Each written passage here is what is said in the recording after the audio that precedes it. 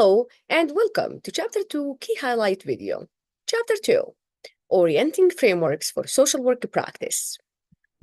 The core message that I have for you guys through Chapter 2 is how we understand the client's situation will shape how we respond. The frameworks that we have for today in this chapter that are being discussed is to provide a professional lens that guide our assessment. It will help us to what we notice, how we understand the situation, how we view it, what the client's perception is, and where to begin. Because those frameworks aren't to be really memorized. They're mostly to be used as a guidance in how we can view the issue or the situation that is presented to us. Because the client hardly come to you with one simple problem. Mostly a student in the schools, like I have come across a lot of students in the schools who are struggling academically, mostly have an anxiety as well, or they're experiencing bullying, or they have limited support at home. So it is not just one problem. Let's explore those frameworks and let's see how it can help us really look into our assessments more deeply. The first perspective that we have or framework is the ecological system. This is where we're looking into the client within a system, how the client interact with the system around him. And it's not one system, it's multiple systems. We're looking into how they're interacting with their family, with their school, with their work, with their culture, with their community. If they're part of a spiritual entity, how they're interacting with that. Or the healthcare system, or the social policies, or the news that's being delivered to them. That interaction is so important. If I'm a social worker and I'm adopting this perspective or this framework to look into the issue, I'm looking if this system is really creating more barriers into the client's issues or is an asset. It's a positive, it's a plus, right? Because understanding that, it will help me preventing the question from asking what is wrong with the person and actually asking what is happening in the person's environment that's really challenging them from changing, or that's actually a plus and it's helping improving the situation. Because if it's a plus, absolutely, we're moving forward with it. If it's challenging, we're going to look into how we cross those barriers. So that's the ecological system perspective. Now, if I'm looking into the strengths perspective, this is when I'm truly not focusing on the issue or the problem. However, I'm pointing out patients' strengths. I'm looking at their coping skills. I'm looking at positive relationships in their lives. I'm looking at cultural knowledge and how their culture is impacting their lives, whether it's creating more barriers or it's an asset, right? Because most of our decisions that we make, it's based off of our values, belief system that got passed down to us through our families, through our culture, through our religion. So look into that. We're looking into their faith because faith is so important. And a lot of people really adapt it as a strength where they move forward in their issues. They reach out to prayers. They reach out to their pastors, to their spiritual entities that they are part of. So do they have that? We're looking into their persistence. We're looking into their resiliency. We're looking into their past experiences, whether it's created successful stories or not. We're looking into past successes as well. We're asking ourselves here, or like we're asking ourselves while we're examining or we're assessing the situation on what helped that person survive, or what is already working for them, or can we include something new into that entity and help move forward, right? That's what we're looking for. Or what gives them hope, or what gives them strength. Honestly, just having the client sitting in your chair and asking for help, that's a strength. Acknowledge that.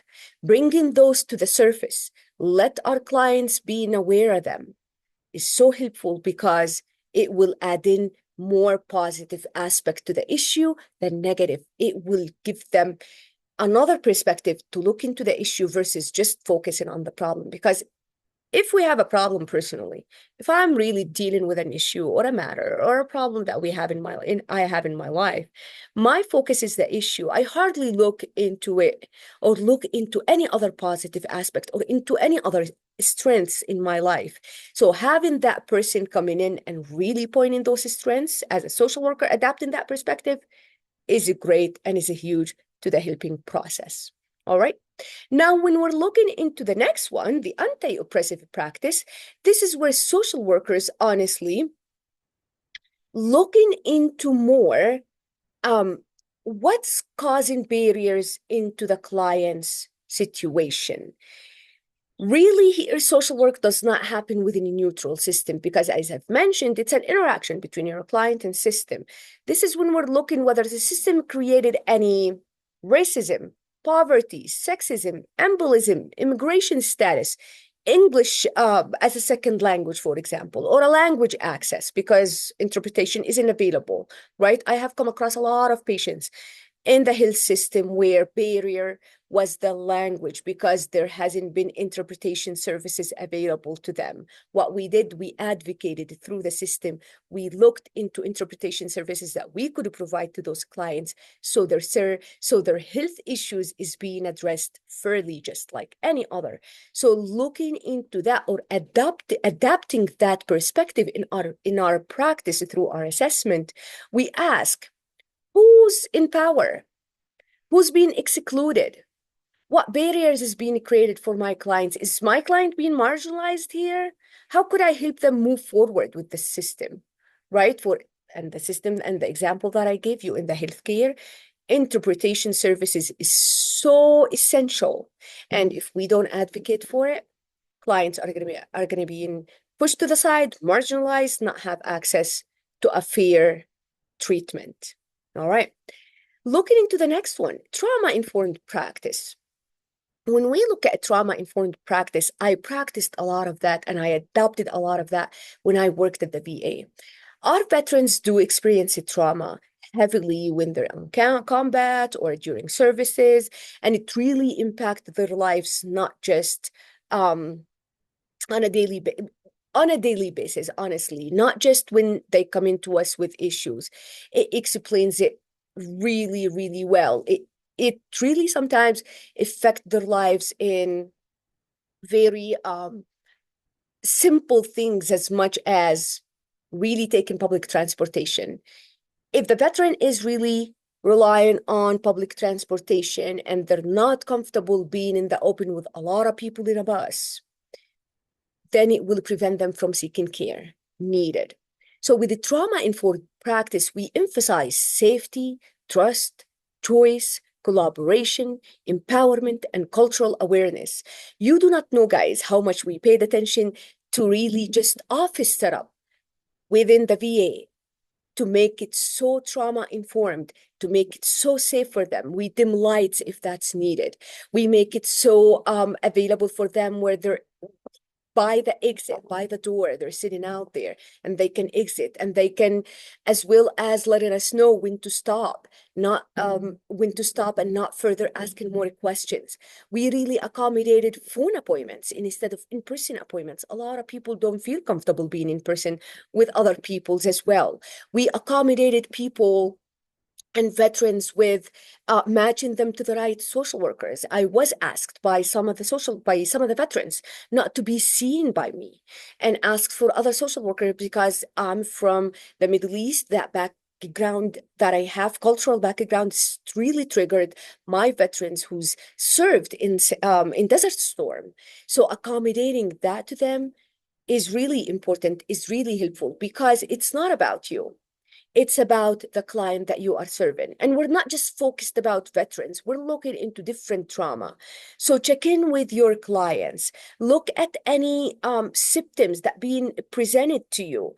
For example, any guardedness. If patient is hypervigilant, is patient is a little more angry or distrust, those are in labels that we use to say, oh, client does not want it to engage.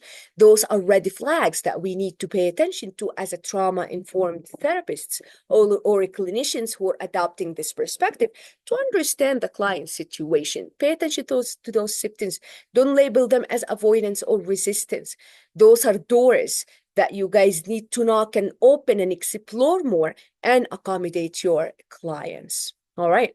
Now we're looking at evidence-informed practice. This is more about research because in our practice we do research, we do have data, and we have some frameworks that truly or interventions that could guide our practice. However, what I like for you guys when you adopt this practice or this framework is to pay attention to or balance it with the client preference, the culture, readiness, available resources, and real life circumstances, because what is being adopted or what is being implemented in that research study could not fit my client's preferences or cultural background or language barrier or the resources that I have available here in the community. We have pretty limited resources in New Mexico, guys, and sometimes those evidence-based informed practices that come off of data and research are not idealistic or realistic to be even really practiced in our community because of lack of resources. So pay attention to that. Ask yourself, what does that resource suggest? Does it fit my client? Does it really culturally appropriate to use with my client? Is it realistic? Is it acceptable? As I've mentioned, for example, DBT, dialectical behavioral therapy. DBT is an evidence-based informed practice used with some of the personality disorders. But if I have a client from a different cultural background or religious cultural background, right? That framework might not work. So pay attention to that. Balance it where your client is and what does that research really inform in me. We can take an its and pieces of it, but not fully, because one size does not fit all. Pay attention to that, okay? Perfect. When we talk about cultural humility, as I've mentioned before, be curious, be open, don't be afraid to ask the perfect question. There isn't a perfect question, guys. Just be open. Approach it with genuinely, with genuineness, with empathy, and stop assuming. Don't walk in with assumptions. All right? The takeaway from this final chapter, or what I have for you guys to take away from this chapter, when we look at the ecological perspective, we're looking at systems. When we look at strengths, we look at capacity. When we look at anti-oppressive practice, we look at power and barriers. When we look at trauma-informed, we look at behaviors and compassion. When we look at evidence-based, we look at knowledge and responsibility. Balance those, okay?